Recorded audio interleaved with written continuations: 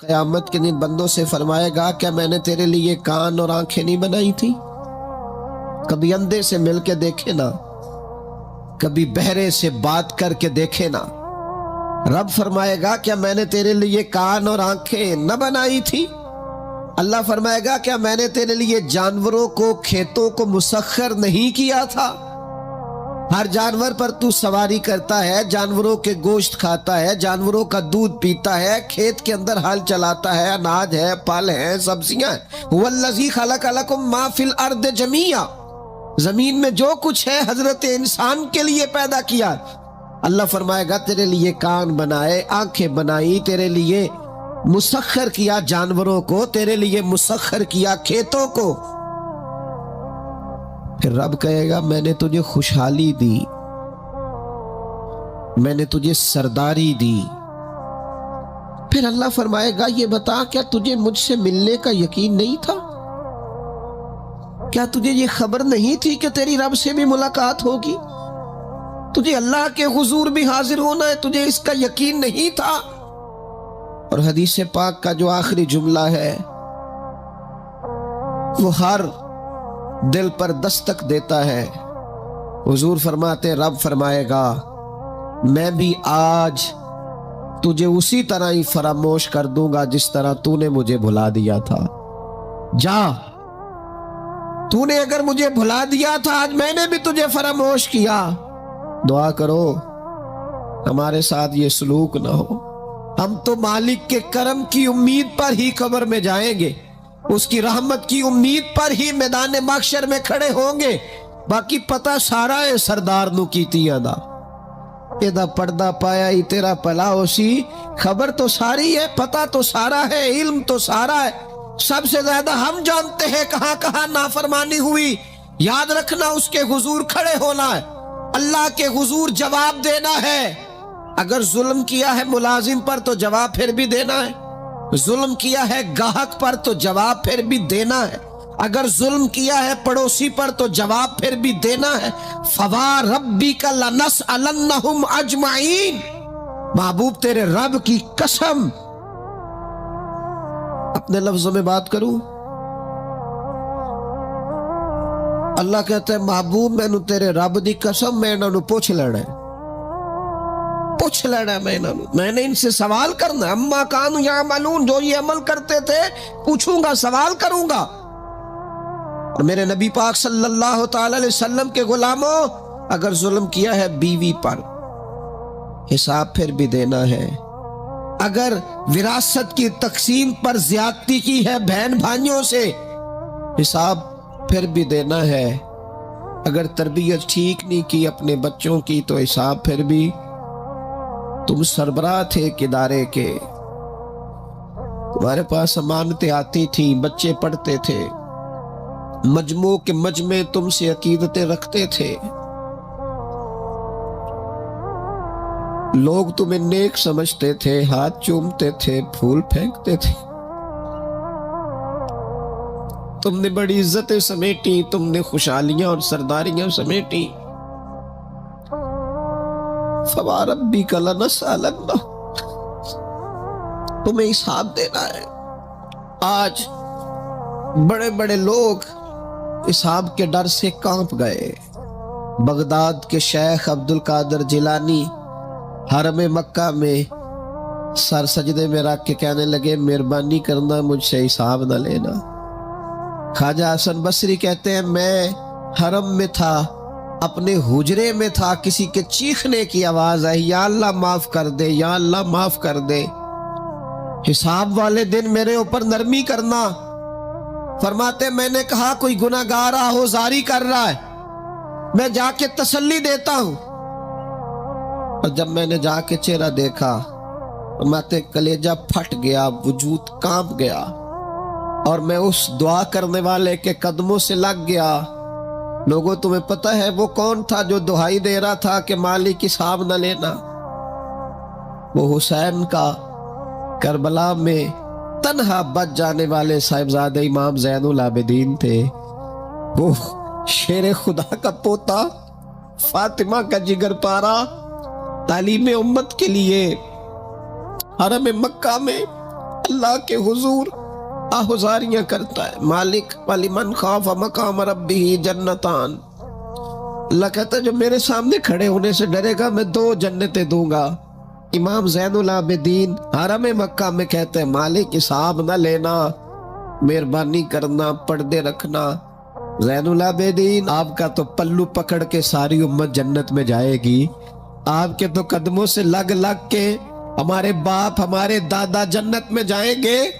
آپ کی دادی سیدہ پاک کے آنچل میں چھپ کے تو ہماری بیٹیاں پناہ مانگیں گی، ہماری مائیں ان کے قدموں سے لگیں گی تو جنت کے راستے کھلیں گے. امت کو تعلیم دیتے ہیں ڈرو نہ، اپنی زندگی سنوارو نہ، اپنے شب و روز پر توجہ کرو، بدل نہ جائے یار. اب کچھ اپنی آخرت کا تصور نہ بنائے، کچھ اپنے رب سے معافی نہ مانگے. قیامت میں حساب دینا. وہ کہتا ہے تمہیں سامنے، اور نبی پاک علیہ السلام کی احادیث، آثار اور ساری چیزیں سامنے رکھ کے علماء نے ایک نتیجہ نکالا ہے. فرمایا قیامت کے دن سب سے پہلا حساب علماء کا ہوگا، جنہوں نے عزتیں زیادہ سمیٹی ہے نا. یہاں ایک دفعہ ایک MP صاحب آئے ٹائم لینے کے لیے. میں نے معذرت کر لی، میں نے کہا میرے پاس وقت نہیں ہے. تو مجھے کہنے لگے لوگ تو ہمارے پیچھے بھی بڑے ہیں. میں نے کہا آپ کو لوگ ووٹ دیتے ہیں، ہم پر لوگ جان دیتے ہیں.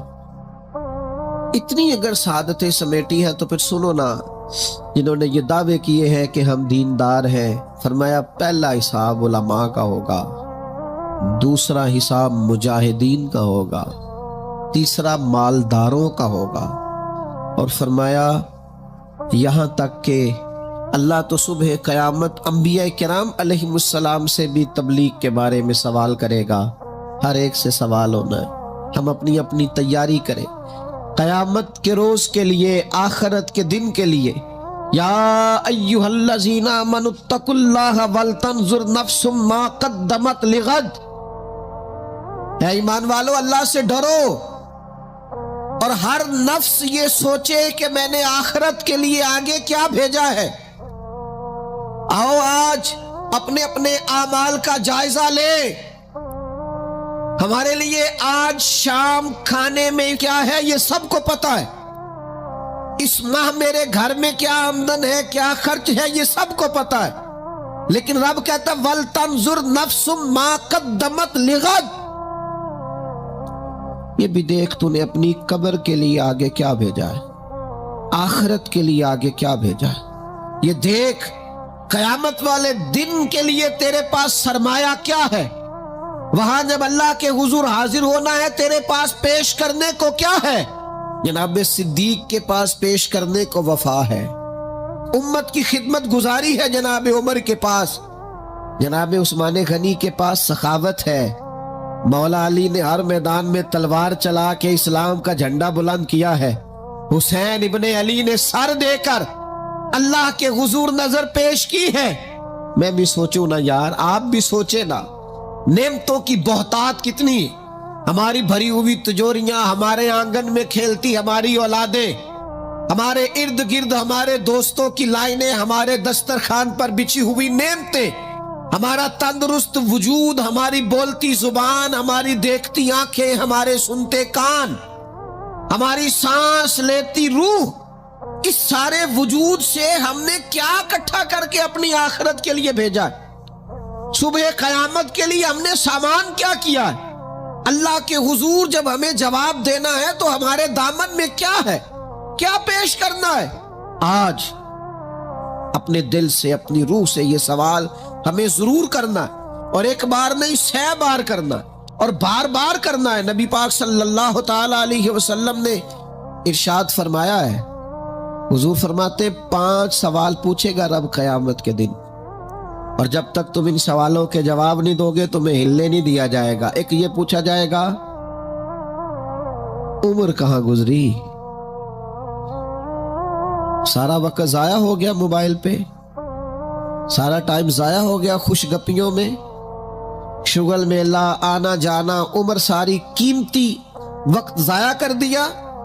اور پھر ایک سوال، اسی سوال سے متعلقہ دوسرا ہوگا، جوانی کہاں گزاری؟ وہ ساری کھیل کود میں گزر گئی، لہو و لعب میں گزر گئی، گیموں میں گزر گئی، یہ سوال ہوگا۔ اور تیسرا سوال رب پوچھے گا، بتاؤ نا مال کہاں سے کمایا، ذرائع آمدن بتاؤ، دنیا میں تو تم نے دھول جھونک لی، جہاں دھونکنی تھی یہاں بتاؤ کہاں سے کمایا، اور کما کر بھی تم مالک نہیں ہوئے۔ چوتھا سوال یہ پوچھا جائے گا، بتاؤ مال خرچ کہاں کیا، اور میرے نبی پاک فرماتے ہیں پانچواں سوال یہ ہوگا، یہ بتاؤ اپنے علم پر عمل کتنا کیا۔ لیکچر دینا آسان ہے، تقریر کرنا آسان ہے، واعظ کرنا آسان ہے، سمجھانا آسان ہے، فیس بک پر اچھی نصیحت لکھ دینا آسان ہے، روز صبح واٹس ایپ پہ سب کو بہترین نصیحتیں بھیجنا آسان ہے، لیکن قیامت کے سوالوں میں سے ایک معتبر سوال ہے، بخاری میں موجود ہے، 5 سوالوں میں سے آخری سوال یہ ہے کہ جو تم جانتے تھے، جس کا تمہیں علم تھا، جو تم نے سیکھا تھا، جو تم نے پڑھا تھا، اس پر تمہارا عمل کتنا تھا؟ کس کو نہیں پتا نماز فرض ہے؟ کس کو نہیں پتا والدین کی خدمت کرنا ضروری ہے؟ حلال حرام کی تمیز سے کون آگاہ نہیں ہے؟ کون نہیں جانتا کہ میرا رویہ تلخ ہے، لوگوں کو تکلیف دیتا ہے؟ کون نہیں سمجھتا کہ میری فلاں فلاں چیز کی وجہ سے فلاں فلاں لوگ تڑپتے ہیں، سسکتے ہیں، روتے ہیں؟ بہت ساروں کو پتا ہے کہ میری بیوی، میرے بچے، یہ کچھ عورتوں کو پتا ہے میرا شوہر، میرے خاندان والے میری وجہ سے تکلیف میں، بہت سو کو پتا ہے میری وجہ سے میرے پڑوسی تکلیف میں، بہت سو کو پتا ہے میری وجہ سے میرے ملازم تکلیف میں ہیں۔ تم سے پوچھا جائے گا اپنے علم پر کتنا عمل کیا، وہ جو تم جانتے تھے، جتنا تمہیں شعور تھا۔ آج پوری امت مسلمہ میں کیا ہو رہا ہے؟ تقریریں، واعظ و نصیحت، فقط واعظ و نصیحت۔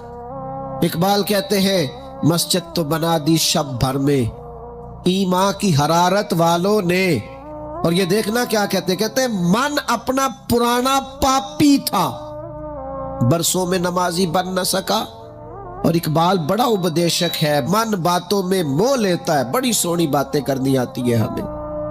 اقبال بڑا اپدیشک ہے، یہ من باتوں میں موہ لیتا ہے، پر گفتار کا قاضی ہے یہ بنا، کردار کا غازی بن نہ سکا۔ گفتار کا قاضی غازی بننا آسان ہے، لیکن اپنے عمل میں نکھار لانا، ہاں۔ سب سے پہلے 2 چیزوں کا حساب ہونا قیامت میں، یاد رکھیے گا۔ اعمال میں سب سے پہلے نماز کا حساب ہوگا۔ حضور نے فرمایا کافر اور مومن کے بیچ فرق ہی نماز کا ہے۔ اور حقوق العباد میں سب سے پہلے قتل کا حساب ہوگا۔ یہ 2 حساب سب سے پہلے، اور کچھ لوگ ایسے بھی ہوں گے جن کا حساب آسان ہوگا۔ نبی پاک علیہ السلام نے وہ 3 لوگ بھی بتائے ہیں جن سے میرا مالک آسان حساب لے گا۔ یا رسول اللہ کون کون سے؟ حضور نے فرمایا جس سے لوگ توڑتے تھے پر وہ جوڑتا تھا، رب آسان حساب لے گا۔ اور کریم فرماتے ہیں، یہ آپ نے بھولنے نہیں، یہ لب لباب ہے ساری گفتگو کا، یاد رکھنا۔ فرمایا جو تجھے محروم کرے اسے عطا کر، جو تجھ سے توڑے تو اس سے جوڑ، اور جو تجھ سے زیادتی کرے تو اسے معاف کر دے۔ اللہ قیامت میں تجھ سے آسان حساب لے گا، اللہ تیرے لیے قیامت میں آسانی پیدا کر دے گا۔ میرے بھائیوں، ایک اور بندہ بھی ہے جس سے قیامت میں بڑا آسان حساب ہوگا۔ کریم محبوب علیہ السلام نے فرمایا جس کے سینے میں حسد نہیں نہ ہوتا، جس کے دل میں بغض نہیں ہوتا، جس کے دل میں کینہ نہیں ہوتا، سانو تخت ہزارے دی لوڑ کی ہے، وہ اسی کسے دے کچھ بھی نہیں لگ دے، نہ کوئی ساڈا دردی۔ وہ جو سینہ بالکل، جن کا سینہ بے کینہ ہوتا ہے نا، کشادہ دل، سب کے لیے پیار، سب کے لیے محبت، سب کے لیے وارفتگی، ہر ایک، سارے سمجھتے ہیں مجھ سے ہی پیار زیادہ ہے، سینہ کشادہ ہے، دل بڑا ہے۔ فرمایا جن کے سینے کشادہ ہوں گے، بغض سے، عداوت سے، حسد سے، کینے سے پاک ہوں گے، اللہ قیامت میں آسان حساب لے گا۔ اچھا، میرا وجدان کہتا ہے کہ میرے نبی پاک کے پاک لفظوں کا معنی یہ ہے قیامت میں رب ان سے فرمائے گا جاؤ میں نے تمہیں معاف کیا۔ جن کے سینے صاف ہوں گے، دل صاف ہوں گے، پاک ہوئے تے پاک ہی مل دائی، ਬਿਨਾ ਪਾਕੋ ਪਾਕ ਨਹੀਂ ਮਿਲਦਾ। ਸਾਰੇ ਵਜੂਦ ਨੂੰ ਧੋਣ ਦੇ ਨਾਲੋਂ ਇੱਕੋ ਧੋਲਾ ਟੁਕੜਾ ਦਿਲ ਦਾ। ਦਿਲ ਹੋ ਸਾਫ਼, ਦਿਲ ਹੋ ਕੁਸ਼ਾਦਾ, 14 ਤਬਕ ਦਿਲੇ ਦੇ ਅੰਦਰ। ਅਸਾਂ ਤੰਬੂ ਵਾਂਗੂ ਤਾਣੇ ਹੂ। ये तंबू देख रहे हो ना, छांव दे रहा है ना, जल रहा है ना। दरवेश कहते हो 14 तबक मेरे दिले दे अंदर ते मैं तंबू वांगू ताने हूं। दिल दरिया समुद्रों डूंगे। कौन दिलां दिया जाने हूं। असा कीती है जान हवाले रब दे। ऐसा इश्क कमाया मरण तो पहलो ही मर गया बाहू। ता मतलब नू पाया है। छोड़ दिए जाए सारे कीने। जब कयामत में अल्लाह के हुजूर हाजिरी का डर हो ना, तो फिर ना बंदा बददयानत नहीं होता, बेईमान नहीं होता। लाखों करोड़ों अरबों भी आए तो कभी भी उसकी राल नहीं टपकती, कभी भी उसका दिल ललचाता नहीं। और अगर लोग बददयानत हो जाए ते चोरी कख दी भी ते चोरी लाख दी भी, फिर लोग 1 रुपया भी नहीं छोड़ते। फिर जरा सी बात पे बददयानत होते हैं। सही बुखारी मुस्लिम में हदीस है। नबी पाक अलैहिस्सलाम फरमाते एक शख्स ने जमीन बेची, दूसरे ने खरीद ली। जब वो खरीदने वाले ने उसे खोदा तो अंदर से खजाना निकल आया। मुझे बताओ, खजाना निकले तो लोग छुपाते नहीं फिरते, लोग तय के अंदर नहीं लेके जाते। वो खजाना निकल आया। उसने क्या किया, वो लेके उस शख्स के पास चला गया जिससे उसने जमीन खरीदी थी। कहने लगा यार तेरी जमीन से खजाना निकल आया, मैंने जमीन खरीदी थी, खजाना तो नहीं ना खरीदा था। ये जरा ध्यानत का उरूज देखो, तकवे का नूर देखो। ये देखो बातन कैसे थे लोगों के। अरबों करोड़ों रुपया ये हुजूर बयान फरमा रहे हैं, बुखारी मुस्लिम में मौजूद है। करीम फरमाते उस शख्स ने जाके कहा भाई मैंने जमीन खरीदी थी, खजाना नहीं खरीदा था, लिहाजा ये तेरा है। वो भी रब का बंदा था। कहने लगा मैंने ना जमीन बेची थी और जो कुछ है वो सारा ही बेच दिया था, लिहाजा निकल आया तो तेरा ही है। मेरा होता तो जब मेरे पास थी तब निकलता, लिहाजा तेरा ही है। दोनों में बहस होने लग गई। वो कहता है तू रख, वो कहता है। आजकल क्या होता है, वो जरा महंगी हो गई ना, सड़क गुजर गई, कहते ने मुकर जाओ, जमीन जरा महंगी हो गई है, को थोड़ा रेट और लग गया, खजाना निकल आया। हुजूर फरमाते वो दोनों एक दाना के पास गए और जाके कहा यार ये मसला बन गया हमारे लिए, खजाना निकल आया जमीन से, तो अब मैं इसे कहता हूं तू ले वापस, चूंकि तेरी जमीन से निकला है। तो ये कहता है मैंने जमीन बेची तो खजाना भी बेच दिया। वो दाना कहने लगा तुम्हारी कोई औलाद भी है? एक कहने लगा मेरी बेटी है, दूसरा कहने लगा मेरा बेटा है। कहने लगा दोनों की शादी कर दो और खजाना दोनों को दे दो। और मेरे भाई, जब हजरत शेख अबुल हसन एक दरवेश थे मिस्र में, हर रोज दुआ मांगते थे या अल्लाह ताजर की उन 2 बीवियों पे रहम फरमा, या अल्लाह उस ताजर की 2 बीवियों पे रहम फरमा। लोगों ने कहा हुजूर ये क्या मामला हुआ? फरमाने लगे यहां मिस्र में एक ताजर रहता था, उसे अक्सर और बेशतर तिजारत की गरज से मुल्क के शाम जाना पड़ता, तो उसने सोचा वहां निकाह ना कर लूं। उसने वहां निकाह कर लिया। मालदार था, वहां एक बीवी रख ली, मकान रख लिया। अब ये जो बीवी मिस्र में थी ना, इसे थोड़ा शक गुजरा। बीवी बड़ी गहरी जासूस होती है। उसे समझ आ गई कि बदले बदले से मेरे महबूब नजर आते हैं। उसे समझ आ गई कि धुले धुले कपड़े आते हैं, वो कैफियत ही नहीं, पहले जो रंग होता था। एक शख्स को पैसे दिए, कहा जरा इसकी जासूसी तो कर। शेख फरमाते वो मुल्क के शाम पहुंचा, उसके पीछे पीछे वहां जाके इसने वापस आके खबर दी कि तेरे शौहर ने तो निकाह किया हुआ। लेकिन इत्तेफाक की बात ये कि इस दफा जब ये सफर से आया तो शदीद बीमार था। बीवी हौसले वाली थी, सब्र वाली थी। उसने सोचा कि जरा सेहत इसकी ठीक होती है तो फिर मैं इससे बात करूंगी कि तुमने मुझे बताया ही नहीं और निकाह कर लिया है। लेकिन उसकी तबीयत ठीक ना हुई, वो ज्यादा बीमार हुआ, हत्ता के इंतकाल कर गया। औलाद कोई नहीं थी। उस बीवी ने इद्दत गुजारी और फिर जितनी जायदाद थी उसका वो हिस्सा जो दूसरी बीवी का बनता था वो सारा ऊंटों पे रखा और मिस्र से लेकर शाम पहुंची अपने भाइयों और अजीजों के साथ। اور اسے جا کے کہنے لگی زمانہ تو نہیں جانتا پر میں تو جانتی ہوں نا، اللہ کو جواب دینا ہے، اس کی تو بھی بیوی ہے، جتنی میں حقدار ہوں تو بھی حقدار ہے، لہذا یہ حصہ تیرا رکھ لے۔ وہ کہنے لگی میری بہن اللہ تجھے جزا دے، جس رب کو تو نے قیامت میں حساب دینا میں نے بھی اسے ہی دینا ہے۔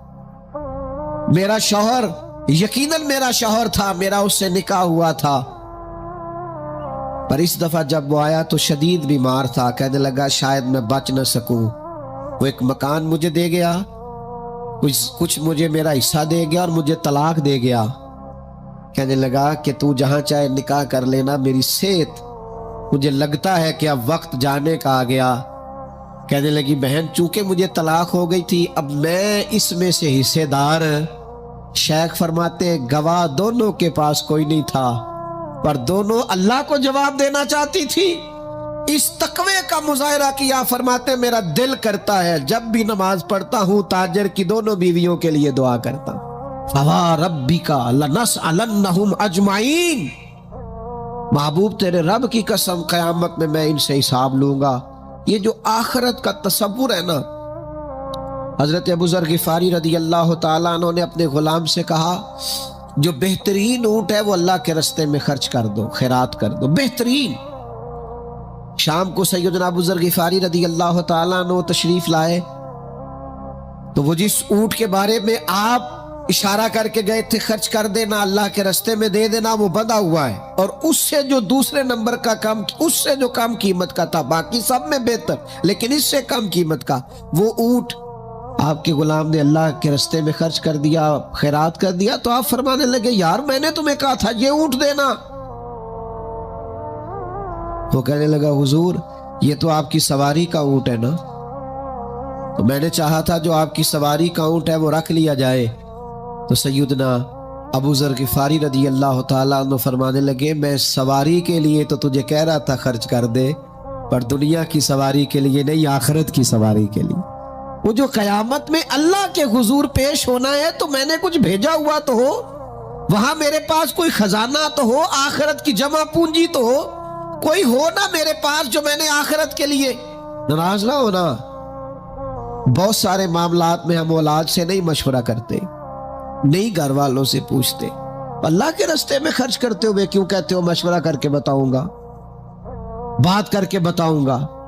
جب اپنے دنیاوی بہت سارے معاملات میں آزاد ہوتے ہو تو اپنی آخرت کا ذخیرہ جمع کرنے کے لیے کیوں ہم آزادی کے ساتھ فیصلہ کیوں نہیں کرتے؟ نبی رحمت نور مجسم شفیع معظم صلی اللہ تعالی علیہ وآلہ وسلم گھر میں تشریف لائے، حضور نے پوچھا کیا ہے کھانے کے لیے؟ عرض کی حضور ایک بکری ذبح کی تھی، ساری بانٹ دی ہے، ایک دستی بچی ہے، ایک ٹانگ کی دستی کا کچھ حصہ بچا ہے۔ حضور نے فرمایا نہیں، جو تم نے بانٹ دیا ہے وہ سارا ہی بچ گیا ہے۔ کیوں؟ وہ آخرت کے لیے جمع ہو گیا، وہ سارا بچ گیا۔ یہ جو تم نے کہا ہے نا یہ بچی ہے، یہ نہیں بچی، بچا تو وہ سارا ہے جو راہ خدا میں بانٹ دیا گیا۔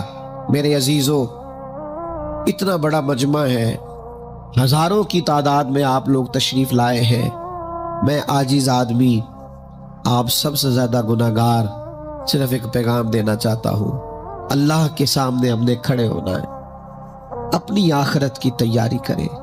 میں بھی آج نئے سرے سے اپنی زندگی پر غور کروں گا، آپ بھی نئے سرے سے اپنی زندگی پر غور کریں۔ میں بھی آج اللہ کے حضور صدق کے دل سے معافی مانگوں، ہم سب اللہ کے حضور حاضر ہیں، جمعہ پڑھنے آئے ہیں، معافی مانگے، سارے اپنے رب کی بارگاہ میں عرض گزار ہوں کہ ہمارا مالک ہمارے اوپر فضل کرے اور ہمیں ایسی توفیق دے کہ ہم اپنی آخرت کے لیے کوئی ذخیرہ کر سکیں۔ آخرت کی فکر بڑی اہم چیز ہے۔ آخرت کی وہ کچھ لوگ کہتے ہیں نا فکر نہ کرو، فکر نہ کرو، فکر نہ کرو، سارے دوست یہی کہتے ہیں، آپ میرے قریبی ہیں، میں آپ سے کہتا ہوں فکر کرو، فکر کرو، فکر کرو، اور اپنی آخرت کی فکر کرو۔ 2-2.5 سال ظاہری طور پر عمر کم تھی حضرت صدیق اکبر کی نبی پاک سے، لیکن ایک دن حضرت صدیق اکبر نے عرض کی یا رسول اللہ صلی اللہ تعالی علیہ وسلم، میں دیکھ رہا ہوں آپ پر تو بڑھاپا آ گیا ہے، بال مبارک سفید ہو رہے ہیں۔ تو حضور فرمانے لگے سورہ ہود سورہ واقعہ، سورہ مرسلات، فرمایا اس طرح کی صورتوں نے مجھے بوڑھا کر دیا۔ کیوں؟ ان میں قیامت کا ذکر ہے، ان میں آخرت کا ذکر ہے، اللہ کے حضور حاضری کا ذکر۔ ان صورتوں نے، ان کی فکر نے، حضور فرماتے ہیں، یہ ترمذی شریف میں موجود ہے، مجھے بوڑھا کر دیا ہے۔ ہم بھی بوڑھے ہو گئے ہیں پر اولاد کی فکر میں، ہم بھی بوڑھے ہو گئے ہیں مال کی فکر میں۔ ہمیں بھی کچھ تھوڑی فکر کرنی چاہیے آخرت کی۔ آج سے تیاری شروع کریں، ابھی سے اپنی آخرت کے لیے غور و فکر شروع کریں۔ ایک بات عرض کر، آخرت کی فکر ہونا تو پھر بندہ بندوں کے معاملے میں بھی محتاط ہوتا ہے، بلا وجہ الزام نہیں لگاتا، بلا وجہ بدنام نہیں کرتا۔ میں نے آج آپ کی خدمت میں اس جمعے میں ایک خاص اپنے دل کا درد رکھنا ہے۔ کسی کے بارے میں بھی پروپیگنڈا چھوڑ دیں، کسی شخص کے بارے میں بھی غلط بات کرنی چھوڑ دیں۔ پڑوسی، دوست، احباب، محلے دار، جس کے بارے میں حقائق کا نہیں پتا، اس کے بارے میں ہمیں اللہ کے حضور حاضر ہونا ہے، جواب دینا ہے۔ کوئی بھی کسی بھی کی عزت پر ہاتھ ڈالنا چھوڑ دے۔ اسلام میں چور کی سزا ہاتھ کاٹنا ہے، لیکن اسلام پہلے غور کرتا ہے چوری کیوں کی، اسباب کیا بنے۔ حضرت عباد بن شرجیل رضی اللہ تعالیٰ عنہ کہتے ہیں، میں نے اپنے پڑوسی کی باغ سے کچھ پھل لے لیے تھے، کچھ کھا لیے تھے، کچھ میں نے اپنی چادر کے پلو میں چھپا لیے۔ ابن ماجہ میں موجود ہے، مسند احمد میں موجود ہے، دیگر کئی کتب احادیث میں موجود ہے۔ فرماتے اس نے مجھے پکڑ لیا، حضور کی بارگاہ میں لے گیا، تو نبی کریم نے مجھ سے فرمایا کیوں چوری کی؟ بات کو سمجھنا۔ عرض کی حضور بچے بھوکے تھے، تکلیف میں آ گیا۔ اب پتہ اس چوری کے لیے حضور نے کیا فیصلہ کیا؟ نبی پاک اس کے پڑوسی سے فرمانے لگے، جب بھوکا تھا تم نے روٹی کیوں نہیں دی؟ جب یہ جاہل تھا علم کیوں نہیں دیا؟ اور فرماتے ہیں میری سزا حضور نے یہ سنائی کہ ایک اونٹ بھر کے مال کا مجھے دیا گیا۔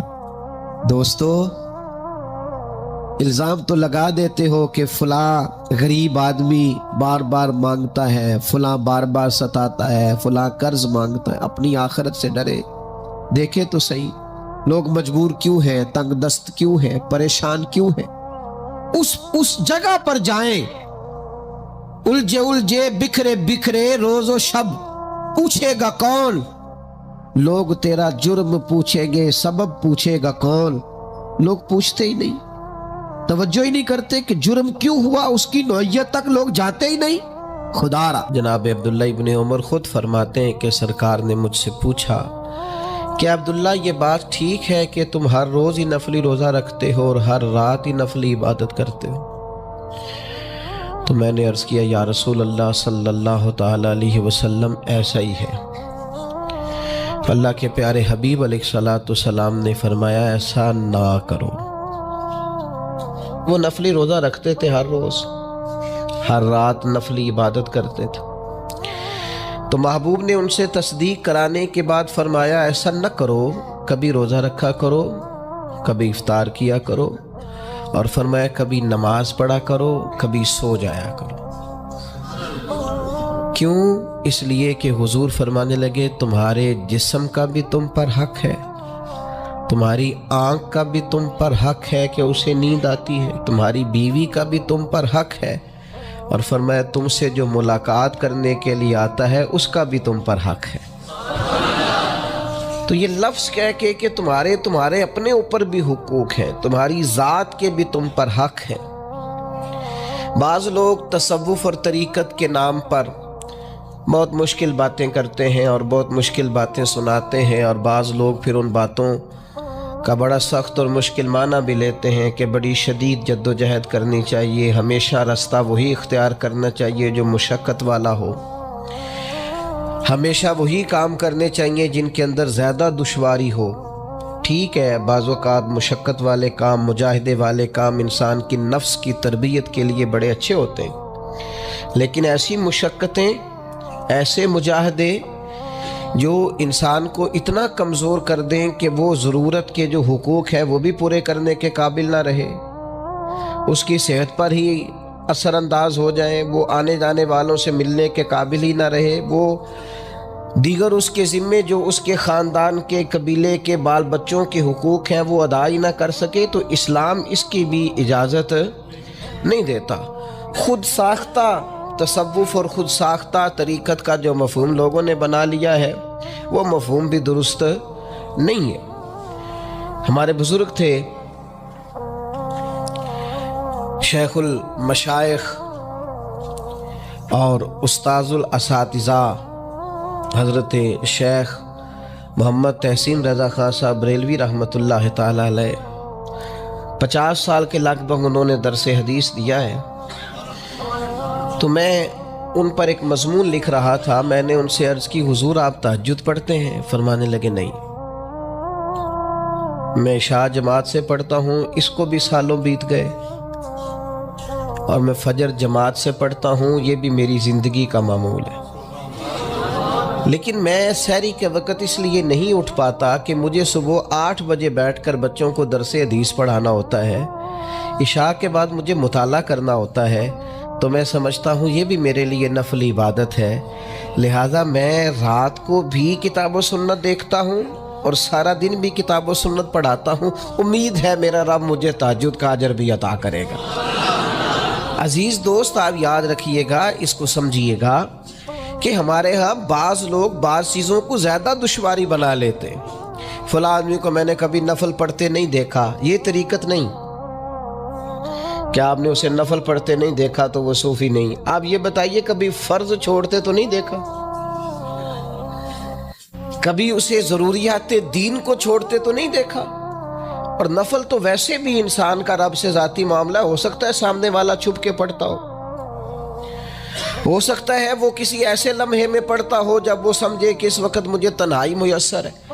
تو حضور نے فرمایا تمہارے نفس کا بھی تم پر حق ہے، جن جن چیزوں کو اللہ رسول نے جائز قرار دیا ہے وہ کوئی شخص بھی استعمال کرتا ہے تو اس کو کوئی شخص ناجائز کر سکتا نہیں، کسی کو بھی اس کا اختیار اور حق حاصل نہیں ہے۔ بلکہ صحیح بخاری کے اندر سیدہ عائشہ صدیقہ رضی اللہ تعالی عنہ کی ایک روایت موجود ہے، آپ فرماتے ہیں نبی پاک صلی اللہ تعالی علیہ وسلم نے کوئی کام کیا، بعد میں رخصت دے دی، اجازت دے دی، فرمایا چاہے کرو چاہے نہ کرو، نہ کرنے کی اجازت دے دی، پہلے سرکار نے کیا۔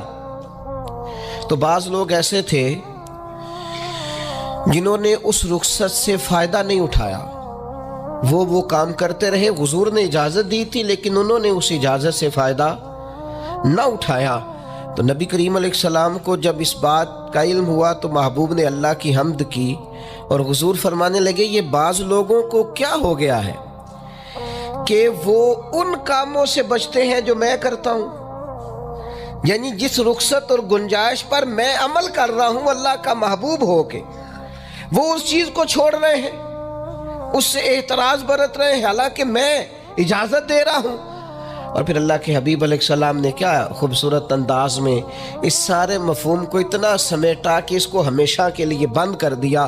اللہ کے محبوب فرمانے لگے مجھے اللہ کی قسم میں تم سب سے زیادہ رب کو جانتا ہوں اور میں تم سب سے زیادہ اللہ سے ڈرتا ہوں۔ تو جب میں کسی گنجائش پہ عمل کر رہا ہوں، جب میں کسی ضرورت پر عمل کر رہا ہوں، تو یہاں ایک دوست تشریف لائے ہمارے پاس تو وہ ہمیں مشورہ دینے لگے کہ آپ کے ہاں بچوں کو چھٹی ہوتی ہے تو وہ تقریباً 1.5 دن بنتا ہے، ظہر کی نماز کے بعد ہفتے کو وہ چلے جاتے ہیں اور اتوار کا سارا دن وہ چھٹی میں رہتے ہیں، تو یہ 1.5 دن پورا ان کا ضائع ہوتا ہے۔ تو یہ تو معاملہ ٹھیک نہیں ہے، اس طرح تو ایسا ہے نا کہ مدارس دینیہ میں کیا کام ہے چھٹی کا؟ تو میں نے ان سے کہا ہو سکتا ہے مدرسے کے طالب علموں کو بھی نیند آتی ہو سکتا ہے ان کا بھی کبھی کسی گراؤنڈ میں جا کے کھیلنے کو جی چاہتا ہو سکتا ہے یہ بھی اسی طرح کے لوگ ہوں جس طرح کے عام بچے ہوتے ہیں، ہو سکتا ہے وہ ساری خواہشات ان کے اندر بھی پائی جاتی ہوں جو باقی لوگوں کے اندر پائی جاتی ہیں۔ آپ وہ پابندیاں کیوں لگاتے ہیں جو پابندی اللہ رسول نے نہیں لگائی؟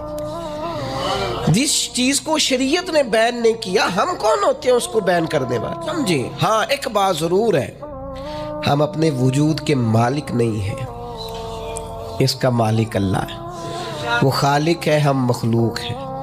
وہ معبود ہے، ہم اس کے عابد ہیں، وہ ہمارا مالک ہے۔ ہمیں اپنے نفس کو، اپنے وجود کو اس کی فرما برداری میں رکھنا۔ نفس کے حق کا یہ مطلب نہیں ہے کہ خواہش نفس میں اگر کوئی ناجائز چیز پیدا ہوتی ہے تو اس کی تکمیل کے لیے بھی ہم دوڑ پڑیں گے، اس کی شریعت کے اندر اجازت نہیں ہے۔ اجازت اس بات کی ہے کہ جن چیزوں کو شریعت نے جائز قرار دیا ہے، آپ اگر ان کا حصول چاہتے ہیں، آسانی چاہتے ہیں، تو آپ ضرور ان کو اختیار کریں، کوئی منع والی بات نہیں ہے۔ میں نے کہا بعض لوگ بعض چیزوں پر شدت کرتے ہیں، یعنی نبی کریم علیہ السلام کے صاحبزادہ گرامی حضرت ابراہیم علیہ السلام کا وصال ہو گیا تو نبی کریم کی آنکھوں میں آنسو آ گئے۔ تو ایک شخص نے حضور سے کہا یا رسول اللہ آپ بھی روتے، آپ تو صبر کا درس دیتے۔ تو نبی کریم نے فرمایا یہ جو آنسو نکل آئے ہیں نا، یہ بیٹے کی محبت کی علامت ہے۔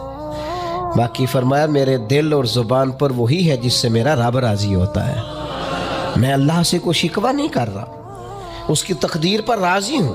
لیکن یہ کہ جو انسان پر اللہ تعالیٰ نے کچھ فطری محبت رکھی، آپ اس کو بھی قبول نہیں کرتے بعض لوگ، تو کچھ لوگ بعض لوگوں پر زیادہ شدت کرتے ہیں، بعض لوگ بعض چیزوں کے معاملے میں زیادہ شدت کا۔ حضرت عمر کو نبی پاک نے کچھ نذرانہ دینا چاہا، ہدیہ دینا چاہا۔ ایک ہے آپ کسی سے مانگتے ہیں، ایک ہے کوئی آپ کو دیتا ہے، ان دونوں باتوں میں وہ جو تحفہ لینا دینا ہے اسے تو حضور نے فرمایا محبت بڑھتی ہے۔ تو حضرت یہ صحیح بخاری میں موجود ہے، نبی کریم نے کچھ دیا تو حضرت عمر عرض کرنے لگے نہیں یا رسول اللہ ضرورت نہیں۔ تو محبوب نے فرمایا جو بن مانگے ملے وہ تو اللہ کی طرف سے ہے۔ وہ ایک صاحب مجھے کہنے لگے فلاں صاحب کہتے ہیں ہم چندہ نہیں مانگتے، تو میں نے کہا وہ زیادہ نیک ہونا چاہتے ہیں، کوئی حرج والی بات نہیں، وہ چندہ نہیں مانگتے، وہ زیادہ پرہیزگار ہونا چاہتے ہیں، زیادہ آگے بڑھنا چاہتے ہیں، ورنہ نبی پاک نے تو اعلان کیا ہے کہ تبوک پہ جانا ہے، مجاہدوں کو چندے کی ضرورت ہے۔ اعلان کیا کہ نہیں کیا رسول پاک نے؟ تو آپ کس کو علماء کی توہین کا پہلو بنائیں گے؟ رسول اللہ صلی اللہ علیہ وسلم نے اعلان نہیں فرمایا؟ اگرچہ مالک کے کل ہیں لیکن حضور نے اعلان کیا، اور قرآن مجید میں تو کفار نے شکوہ کیا ہے کہ رب ہم سے مانگتا ہے معاذ اللہ۔ اس کا معنی یہ ہے کہ اللہ فقیر ہے ہم غنی ہیں؟ یا آپ 28ویں پارے میں دیکھ لیں کہ رب کہتا ہے قرض حسنہ دو، تو آپ کیا معاذ اللہ یہ آیتیں دے کے اللہ پر تنقید کریں گے؟ معاذ اللہ ثم معاذ اللہ، نقل کفر نباشت کہ اللہ لوگوں سے کہتا ہے میرے راستے میں خرچ کرو، اور ایک جگہ نہیں جگہ جگہ کہتا ہے۔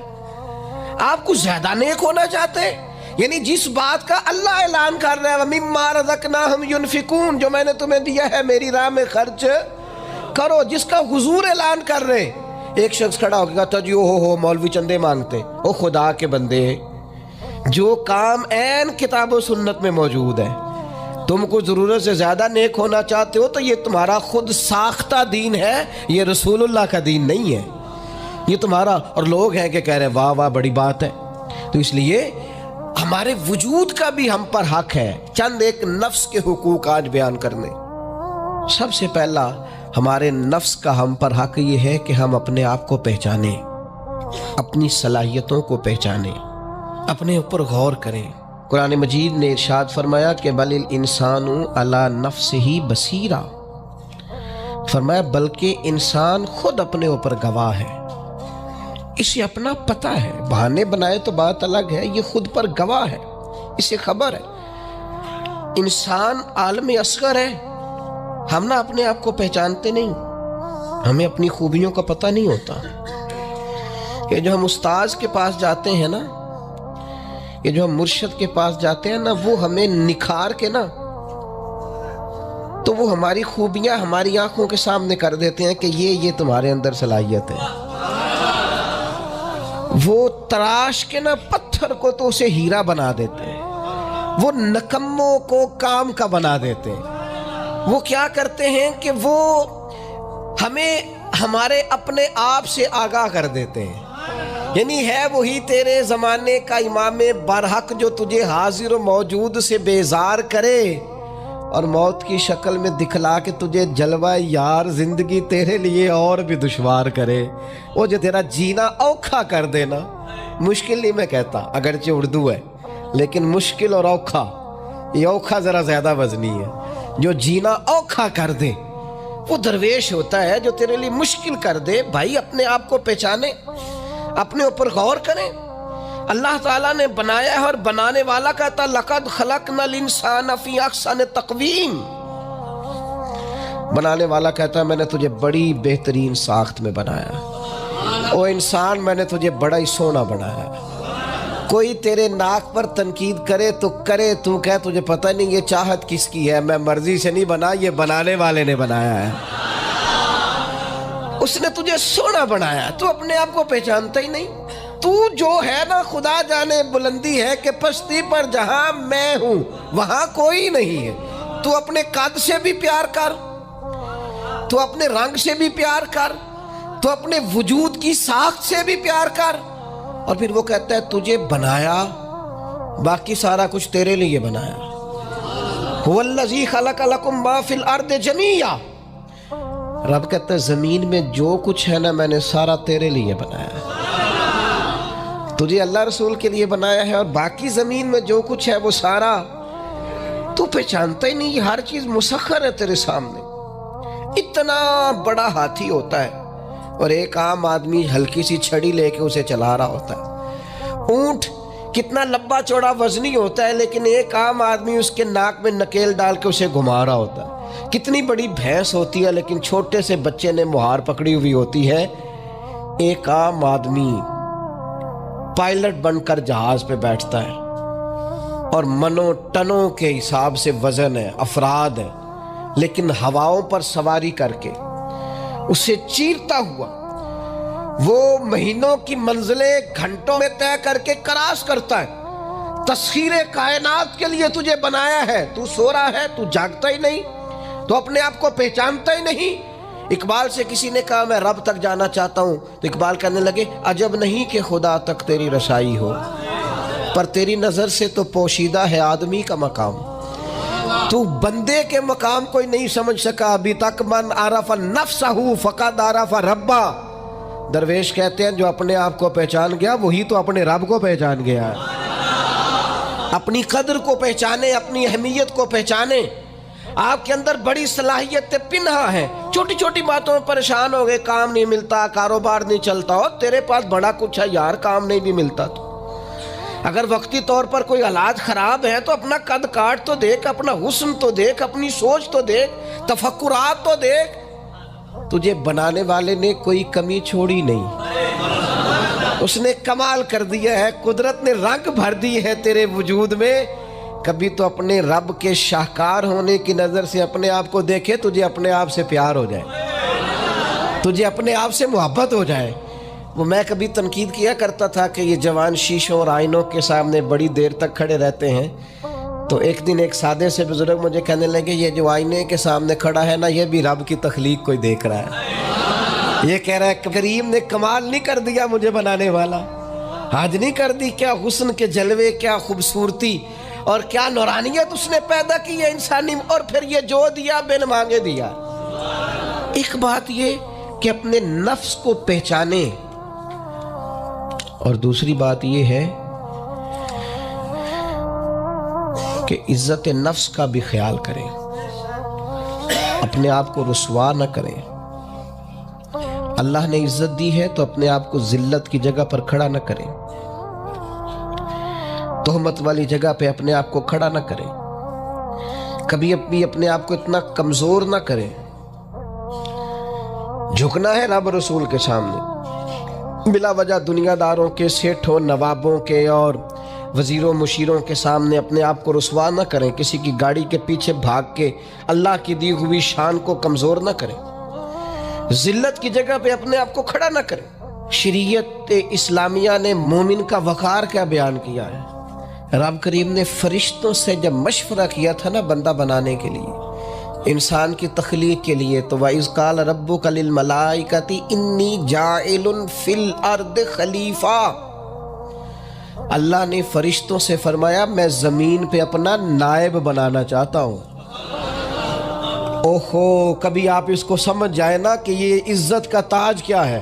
رب کہتا ہے میں نے تجھے زمین پر اپنا خلیفہ بنایا ہے، تو نائب ہے میرا، اور کتنا تو पुरवकार है और तू कितना ताकतवर है इंसान, तेरे अंदर कितनी सलाहियतें हैं। सूरह अहज़ाब में अल्लाह करीम फरमाते रब ने अपनी अमानत जमीनों आसमान पर रखनी चाहिए तो जमीनों आसमान ने इनकार कर दिया अल्लाह की अमानत को उठाने से। वह हमलहल इंसान, और इंसान ने उस अमानत को उठा लिया। कहा मालिक मैं तेरी अमानत उठाऊंगा, मैं तेरा नाम लेके गलियों में घूमूंगा, मैं तेरी तौहीद के डंके बजाऊंगा। हजरत इंसान ने कहा मैं तेरे नाम के नारे लगाऊंगा, मैं तेरी इबादत करूंगा, मैं तेरे लिए निकलूंगा, मैं तेरे लिए खैरात करूंगा, मैं तेरे रास्ते में अपनी सलाहियत। वह हमलहल इंसान, इंसान ने अमानत उठाई और कहा मालिक मैं निकलूंगा तेरे नाम की सरबुलंदी के लिए, मैं तेरे नाम पर जिहाद करूंगा। अगर जान देनी पड़ी तो दुआएं मांग मांग के कहूंगा मालिक मैं तेरे रास्ते में शहीद होना चाहता हूं। अल्लाह की अमानत को हजरत इंसान क्यों अपने आप को रुसवाई वाली जगह पे खड़ा करे, क्यों कमजोर करे। बहुत पहले कहा था, फकीर आदमी हूं, जो बातें कहता हूं कोशिश करता हूं सोच समझ के कहूं। बहुत पहले कहा था मैंने कि जो अपनी बरादरी को बड़ा जानता है उसकी ज्यादती नहीं, ज्यादती उसकी है जो अपनी बरादरी को सबसे छोटा जानता है। तू बड़ा नालायक है, तू कहता है मैं छोटी बरादरी में पैदा हुआ हूं, तू मर्जी से पैदा हुआ है, यहां तुझे तेरे रब ने पैदा किया है। जो माँ तेरे, मैंने एक दफा कहा कुछ दोस्तों से, कहने लगे किधर जा रहे हैं, मैंने कहा अपने वाली साहब के मज़ार पे। कहने लगे पीर थे, मैंने कहा नहीं। आलिम थे, मैंने कहा नहीं। किसी बहुत बड़े इदारे में किसी सदर नशीन की सीट पे बैठते थे, मैंने कहा नहीं। वो ट्रैक्टर पर बैठकर खेतों में हल चलाते थे, शाम को भैंसों का दूध धोते थे, वो किसान थे, वो मेहनत करते थे। फिर वो ताजर थे, छोटी सी तिजारत करते थे। लेकिन मुझे अगर कोई कायनात में पूछेगा ना खुश नसीब कितने हो, तो मैं कहूँगा मैंने इस तरह का बाप नहीं देखा जिस तरह का अपना बाप देखा। इसलिए कि मेरी शख्सियत में अगर कोई निखार है तो सबसे ज्यादा रंग मेरे अब्बा जी के भरे हुए, तो मैं कैसे इनकार करूं। सबसे ज्यादा उनके दिए हुए रंग हैं शख्सियत के अंदर, माँ बाप के। ओ भाइयों, नाज के साथ जिंदगी गुजारी जाती है। कभी अपने आप को रुसवाई वाली जगह पे खड़ा न करें, कभी अपने आप को कमजोर ना करें, मजबूत रहें, ताकतवर रहें। और तीसरी बात, एक तो अपने नफ्स को पहचानना है, दूसरा अपनी इज्जत करनी है। किसकी इज्जत करनी है? अपनी इज्जत करनी, तकब्बुर नहीं करना, अपनी इज्जत करनी है। अरबी के किसी शायर ने कहा था जो अपनी इज्जत नहीं ना करता उसकी इज्जत भी कोई नहीं करता। अब वो आपने एक आम मुहावरा सुना होगा, अपनी इज्जत बंदे के अपने हाथ में होती है। इसका माना क्या है? आप कभी भी कोई ऐसा काम ना करें जिससे आपकी जिल्लत हो। आप अपनी इज्जत करें, आप अपनी तकरीम करें, आप अपने विकार को बुलंद रखें। आप कभी भी अपने लहजे को, मेयार को कमजोर ना होने दें। आप फिक्री तवानाई का हमेशा मुजाहरा करें, ताकतवर रहे, कमजोर ना पड़े कभी भी। और तीसरा ये है कि अपने नफ्स की तरबियत करें। जिस तरह इंसान अपने वजूद की नशो नुमा करता है ना, वो कहता है ये खाऊंगा तो ताकत होगी, ये खाऊंगा तो बीमार होऊंगा, ये खाऊंगा तो मैं फ्रेश रहूंगा, ये खाने से मेरी तबीयत में दर्द होगी।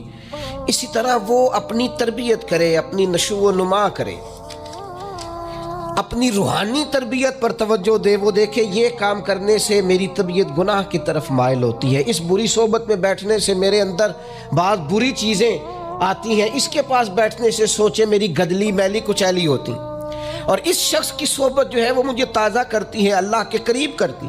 तरबियत नफ्स पर तवज्जो दे, अपनी बातनी कैफियत को मुलाहजा करे। अपनी तरबियत सबसे ज़्यादा इंसान खुद कर सकता है। बलिल इंसान वाला नफ्सिही बसीरा, इंसान खुद अपने ऊपर गवाह है। वो खुद महसूस करे कि कहाँ कहाँ मेरे अंदर गलतियां हैं, कहाँ कहाँ मेरे अंदर कमजोरियां हैं। वो इन सारी चीज़ों पर मुतवज्जे रहे। डॉक्टर ने दवाई देनी होती है, और दवाई देने के बाद वो कहता है ये नुस्खा है और ये खाने की तरतीब है और ये आपकी परहेज है। अब मरीज कहे कि जनाब डॉक्टर साहब कोई नज़र करें आप, ताकि मैं ना नज़र से ठीक हो जाऊं, तो डॉक्टर कहेगा मेरी नज़र यही है जो मैंने नुस्खा लिखा है ना, यही नुस्खा है, ये दवाई खाएं। ये वो लोग आते हैं पीर साहब के पास, कहते हैं कोई नज़र करें, میں نیک ہو جاؤں. بھی پیر صاحب نے نسخہ بتایا نا 5 نمازیں پڑھو, نماز کے بعد یہ والا ذکر کرو. پیر صاحب نے بتایا نا اس کام سے پرہیز کرو, تو آپ ان بات مانیں انشاءاللہ اللہ شفا عطا فرمائے گا. آپ اس نسخے پر وہ پیر فیض الحسن شاہ صاحب رحمۃ اللہ علیہ آل و معاد شریف والے فرمایا کرتے تھے, مرید کہندے نے سانو نمازاں نہ پڑھاؤ. تو مجھے ابو جہل نے کھڑا کر کے کہا تھا کہ پہلے تو ان کے پاس جانا نہ, اور اگر جانا تو ان کا کلام نہ سننا. اب بات کو سمجھے, یہ انہوں نے تو اس لفظ کو معاذ اللہ ثم معاذ اللہ تانے کے طور پر کہا تھا, لیکن آپ اس لفظ کی معنویت میں اتریں. انہوں نے کہا کہ ان کی جو گفتگو ہے, وہ جو بات کرتے ہیں, وہ جو پڑھتے ہیں, اس کا جادو ہو جاتا ہے. نہیں سمجھ آئی آپ کو بات؟